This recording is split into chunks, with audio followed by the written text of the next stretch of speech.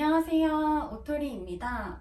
오늘은 배송비 설정에 대해서 얘기해 보려고 하는데요.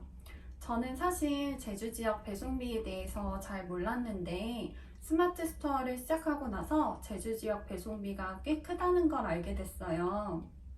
제주 지역의 경우 기본 배송비의 2배, 도서상간 지역의 경우에는 거의 3배에 가깝더라고요. 제가 만약 제주도에 거주하고 있다면 조금 억울할 것 같기도 해요. 상품 등록 시에 제주 지역에 추가 배송비를 설정해 놓지 않는다면 이 부담은 판매자에게 돌아오게 되겠죠. 그래서 오늘은 제주 도서상간 지역 배송비 추가를 포함한 배송비 설정 방법에 대해서 준비해 봤어요. 제주 도서상간 지역 배송비는 한 번만 설정해 두면 되는데요. 설정 방법은 스마트 스토어 판매자 센터 상품 관리 탭 중 배송 정보 관리 탭에 들어갑니다. 배송비 묶음 관리에서 묶음 그룹 추가를 통해 설정할 수 있는데요. 묶음 그룹명은 편하신 대로 설정을 해주시면 되는데 위탁 판매를 하시는 경우에는 위탁 업체마다 배송비가 달라서 그룹명을 위탁 업체별로 등록하시는 경우도 있다고 들었어요. 저는 사입으로 진행을 하기 때문에 그냥 기본 배송비라고 이름을 지었습니다.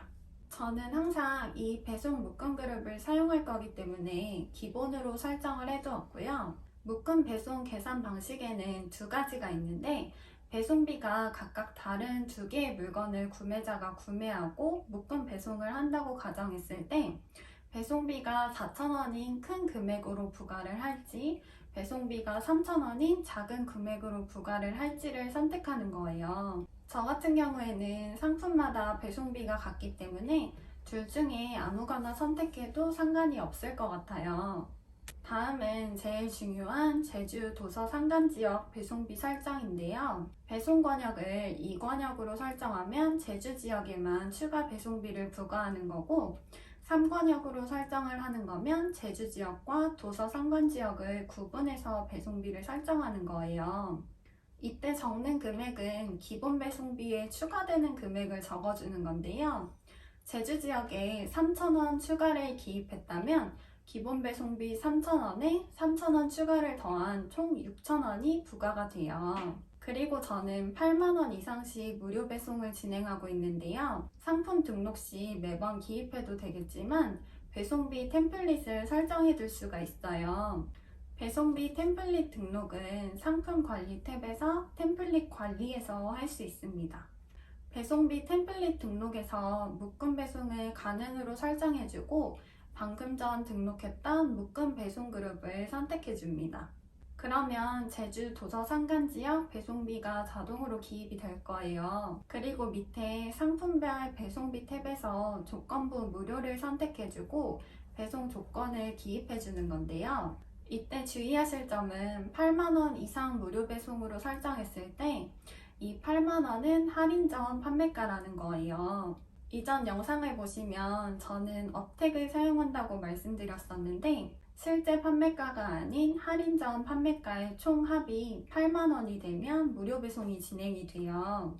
이 점을 참고하셔서 조건부 무료 설정을 하시면 좋을 것 같아요. 그리고 밑을 보면 반품 배송비를 설정할 수 있는데요. 이 금액을 0원으로 설정하시게 되면 반품이나 교환에 따른 배송비를 판매자가 부담해야 되겠죠. 그래서 이 금액을 설정해 두시는 게 좋을 것 같은데요. 교환 배송의 경우 왕복이기 때문에 기본 배송비의 2배로 설정을 해주었습니다. 배송비 템플릿 등록이 완료되면 상품 등록 시에 배송 탭에서 배송비 템플릿을 선택해주면 적용이 됩니다. 이때 참고하실 점은 배송비도 수수료가 부과된다는 건데요. 고객님이 상품을 구매할 때 신용카드로 결제를 하고 기본 배송비가 3,000원이었다면 결제 수수료와 동일한 3.74%가 배송비에 부과돼서 2,888원이 정산이 돼요. 이 부분을 참고하셔서 기본 배송비를 설정하시면 좋을 것 같아요. 또한 요즘 가장 큰 이슈였던 택배사 파업으로 인해서 CU 편의점과 GS 편의점의 택배 이용 금액이 6월 15일자로 조정되었는데요. 택배사 전체 운임이 인상됨에 따라 기본 요금이 2,600원에서 2,900원으로 인상되었고, 제주 지역의 경우 5,800원에서 6,100원으로 인상되었습니다. 이전 영상에서 언급했던 GS 포스트너 이용 금액도 2kg 이하 기준으로 2,700원으로 인상되었더라고요. 이 부분 참고하셔서 기본 배송비를 설정하시면 좋을 것 같고요. 택배사 파업으로 인해서 발송이 지연되는 경우도 있으셨을 것 같아요. 의류업의 경우에는 택배사 파업이 아니더라도 미송 때문에 발송이 지연되는 경우가 많은데요. 발송 지연이란 주문건이 들어왔을 때 발주 확인을 하게 되면 자동으로 발송 기간이 정해지게 되는데, 이 날짜를 넘길 경우 페널티가 부과가 됐었어요. 불행 중 다행으로 네이버에서는 발송 지연에 따른 페널티 부과를 6월 16일 기준으로 한시적으로 중단했는데요.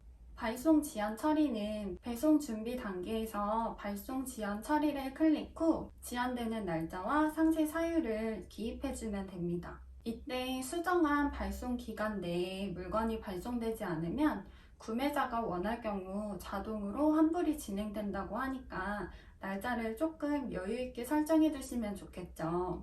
물론 고객님께 안내 문자를 보내는 것도 좋을 것 같아요. 택배 파업이 마무리되면서 한시름 놓게 되었는데요. 사업을 하다 보면 이런저런 일들이 정말 많을 것 같은데 그때마다 너무 스트레스 받지 않으셨으면 좋겠어요. 지금까지 영상을 시청해주셔서 감사드리고요. 다음에 또 만나요.